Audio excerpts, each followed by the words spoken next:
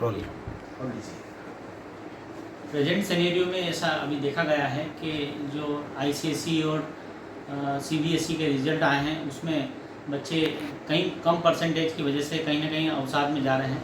हमारे साथ में अभी इस समस्या का हल खोजने की ज़रूरत है और कहीं ना कहीं जो है पालक को और बच्चों को कहीं ना कहीं इसमें शिक्षण जो है चिंतन करने की आवश्यकता है।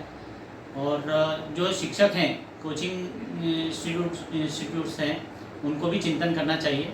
हमारे साथ में मौजूद हैं वरुण गुप्ता जी जो वर्षों से जो है कोचिंग और बच्चों को शिक्षा के क्षेत्र में गाइड कर रहे हैं। तो इनसे जानने की कोशिश करते हैं कि इस समस्या से कैसा निजात मिल सकता है, बच्चों को अवसाद में जाने से कैसे रोका जा सकता है। गुप्ता जी बताएं कि किस तरह से जो है बच्चे आजकल जो है आत्महत्या की ओर जा रहे हैं, इस तरह का आत्मघाती कदम जो उठाने पे संकोच नहीं कर रहे हैं, तो इसके पीछे क्या कारण है और इसको कैसे रोका जा सकता है? इसका मूल कारण यह है कि आप 20 से 30 लाख बच्चों को एक ऐसी कंपटीशन के लिए मोटिवेट करते हो जिसमें 10,000 सीट्स हैं। अब 20 से 30 लाख बच्चों में से 10 लाख बच्चे ऐसे हैं जो बहुत अच्छी पढ़ाई करते हैं। इन बच्चों के माता पिता बहुत सारा खर्च भी करते हैं और ये बच्चे जिन कोचिंग को ज्वाइन करते हैं कोचिंग क्लासेस में खूब अच्छी पढ़ाई भी होती है। तो गलती किसी की भी नहीं है, बच्चे खूब पढ़ाई कर रहे हैं, माता पिता पूरा ध्यान दे रहे हैं और कोचिंग पर खूब अच्छी पढ़ाई कराई जा रही है। लेकिन इस सब के बावजूद भी एक बेसिक फैक्ट ये है कि 10 लाख जो सिंसियर बच्चे हैं इनमें से केवल 20,000 का ही चयन होगा। 9,80,000 के माथे का क्या लिख देंगे आप कि you are flopped, you are failed, you are असफल। अब ये असफल बच्चे जो हैं जब इनसे माता पिता पूछते हैं कि बेटे हमने क्या कसर रखी, आपने कोई कसर नहीं रखी, आपने पेट काट के मुझे पढ़ाया। बेटा क्या आपके टीचर ने नहीं पढ़ाया, उन्होंने खूब मेहनत की।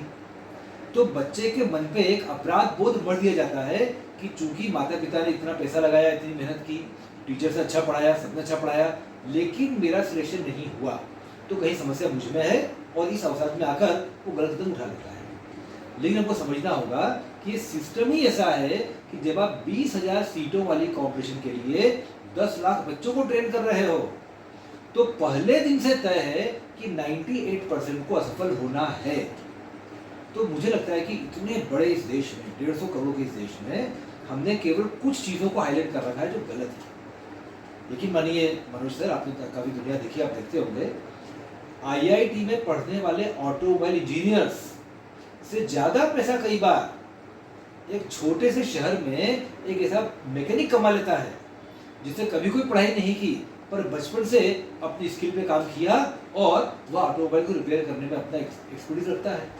तो एज ए कंट्री हमको स्किल्स को आगे रखना पड़ेगा कि लोग स्किल्ड हों और जिस प्रकार से हमने 2-3-4 करियर्स को, साइंस का है तो मेडिकल या IIT, कॉमर्स का है तो CA या MBA, ह्यूमैनिटीज का है तो UPSC या कोई और स्टेट पब्लिक सर्विस कमीशन, या लॉ में जाना चाहते हैं तो CLAT, NLU।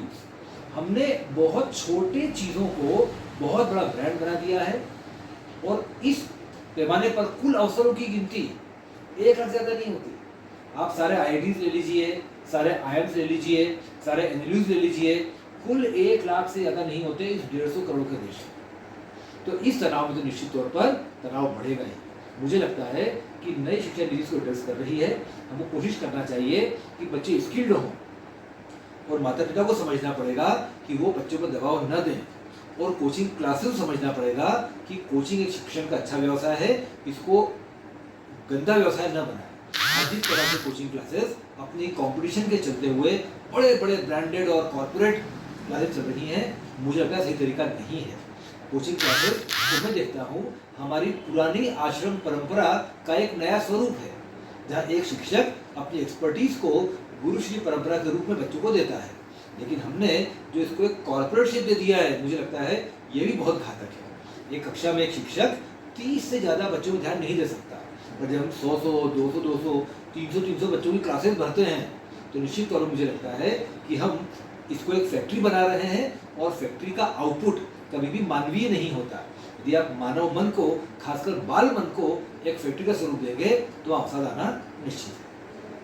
कहीं ये जो पालक हैं ये इस बच्चों को किस तरह से गाइड कर सकते हैं इसको, मनोज भाई, मैं क्योंकि उनकी कहीं ना कहीं एक्सपेक्टेशन रहती है इन बच्चों से, और जो कोचिंग क्लास है वो बड़े बड़े बैनर लगाते हैं जो हाईएस्ट परसेंटेज वाले बच्चे रहते हैं। आप देखिए, एक सफल बच्चे का विज्ञापन 4 कोचिंग क्लास वाले कर रहे हैं, ये कितना बड़ा मजाक है, इधर भी देखा गया है।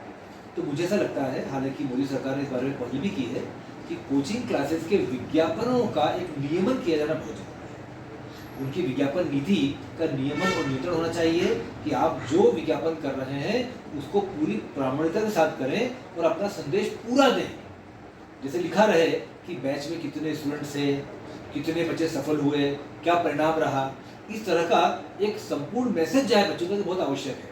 अदरवाइज एक इस तरह की मैसेजिंग होती है कि लाख बच्चे पढ़ाने के बाद यदि किसी कोचिंग से 50 लोग सिलेक्ट हुए हैं तो विज्ञापन 50 का होता है और माता पिता को भ्रम होता है कि यहाँ आने वाले सब लोग सफल हो जाते हैं। तो मुझे ऐसा लगता है कि विज्ञापन पर नियंत्रण भी होना चाहिए और माता पिता की काउंसलिंग भी होना चाहिए कि सारे बच्चे सब कुछ नहीं कर सकते, बच्चों पर अपनी अतृप्त आकांक्षाओं का बोझ मत लाइए।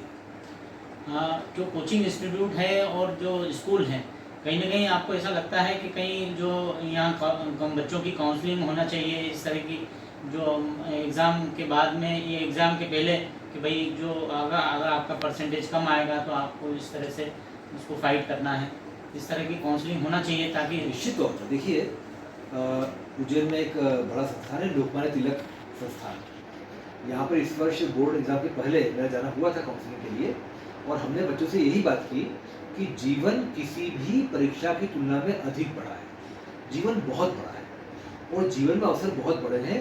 यह जीवन हमें परमेश्वर ने कुछ बड़ा काम करने के लिए दिया है। जब तक हम अपने जीवन के लक्ष्य नहीं पहचानेंगे और अपने आप को केवल किसी एक परीक्षा की कसौटी पर कसेंगे तब तक ऐसी घटनाएं होती रहेंगी। तो मुझे लगता है कि एक देश के रूप में, एक समाज के रूप में, एक परिवार के रूप में और एक शिक्षक के रूप में हम सभी को यह समझने की आवश्यकता है कि हर पौधे में हर फल नहीं लग सकता और इसलिए एक अच्छी काउंसलिंग निश्चित तौर पर होना ही चाहिए। आप बिल्कुल सही कर रहे हैं, मैं सहमत हूँ कि काउंसलिंग होना चाहिए और ग्रुप काउंसलिंग नहीं, इंडिविजुअल काउंसलिंग भी होना चाहिए। ये थे वरुण गुप्ता जी, जो बच्चों को उन्होंने गाइड, मतलब जो अवसाद में जाने से रोकने के उपाय बताए हैं और कहीं ना कहीं बच्चों को, पालक को और शिक्षकों को इस बारे में चिंतन करने की आवश्यकता है। मनोज उपाध्याय।